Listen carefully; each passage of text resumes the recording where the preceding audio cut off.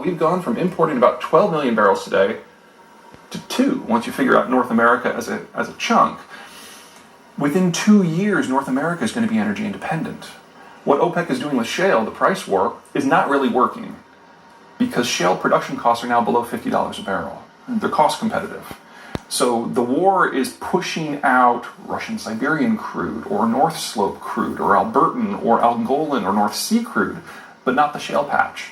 So if you had a crisis in the Middle East, this has always been the concern. Right. Prices of oil skyrocket, and some people say, well, it doesn't matter whether we're importing it from the Middle East or not. We're still affected if it's $200 a barrel oil because oil is a global commodity. Right, but that linkage is breaking down. As North America moves towards formal self-sufficiency, you got to remember that you can't export crude from the United States. It's illegal. And while that debate is being held in Congress, you're not going to have the sort of broad spectrum political support for exposing the United States on purpose to geopolitical risks. So I don't think that's going to pass. The price of oil might decouple.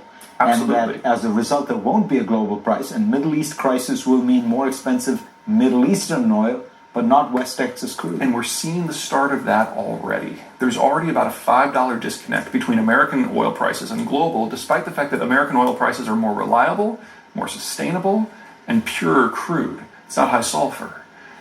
All we need now is some sort of shock on the supply side, outside of North America, to drive that factor home to the markets. And then we're in a fundamentally new world: energy, trade, security, everything.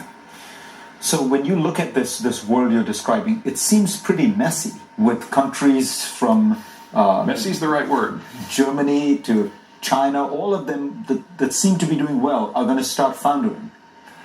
The reason that countries like Japan and China and Germany have done so well for the last 70 years is the U.S. set up a free trade system that encouraged international interaction and then put its navy, which is 4 times more powerful than everybody else has put together, at the service of the global commons.